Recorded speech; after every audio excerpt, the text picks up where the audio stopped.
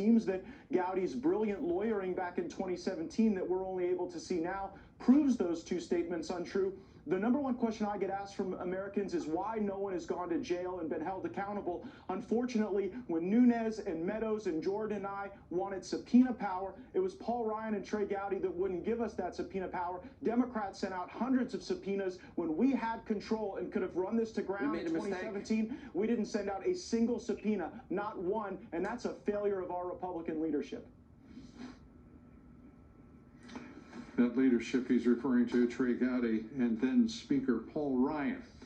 Congressman Gates rightfully called out Gowdy and Ryan for their failure to hold anyone in the deep state plot to overthrow the president accountable, and no radical Dems either. Joining us tonight is Tom Fitton, the president of Judicial Watch. Tom and his organization are working diligently, vigorously to try to get to the truth of all of this. And Tom, I want to say, first of all, thank you for being here. President Obama, let's start with him. The former president saying that the rule of law is in jeopardy here. And there was just so much compelling irony about that remark. I don't think most Americans could stand it. Your reaction? Well, we have new information from Sally Yates, who was interviewed by no one other but the Robert Mueller operation, that Obama was involved in the targeting of Flynn in that infamous Oval Office meeting. And we also have information that he specifically told President Trump, watch out for Flynn. And of course, he and his people were spying on Flynn during the campaign, obviously targeting Trump as well, not telling Trump about their concerns about Flynn, obviously to try to undermine him once he became president later on after the election. Then he comes out and specifically attacks General Flynn. How is that not more evidence that Obama had skin in this game and was directing the targeting of Flynn? Yates says, in retrospect, after that meeting with Obama and the later machinations of Comey and using the Logan Act to ambush Flynn with this illicit interview, she put two and two together. That's what Obama was talking about.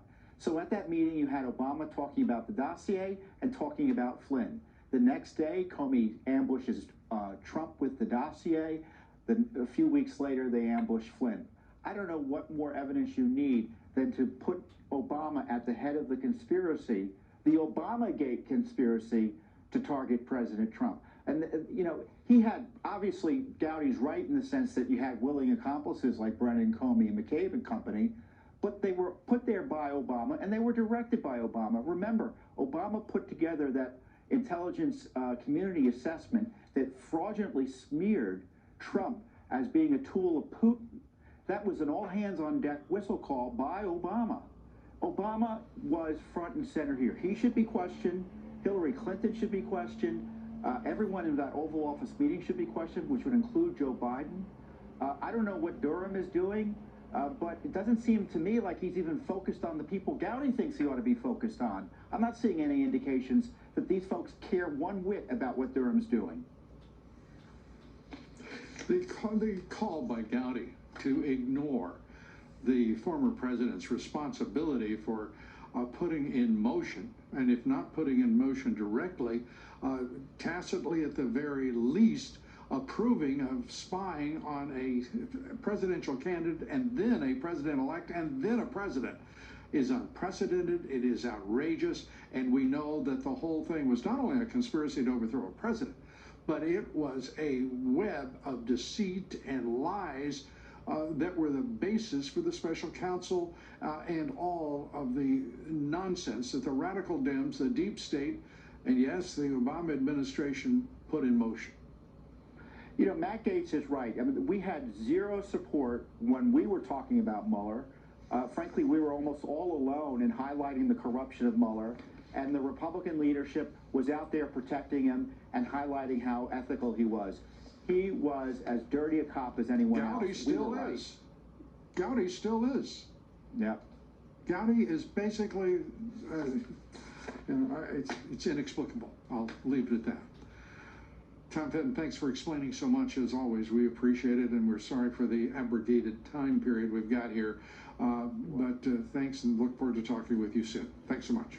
Tom Fitton, head of Judicial Watch. Up next, President Trump weighing in on what he calls Obamagate. So do we. We take it up with Congressman Jim Jordan and Congressman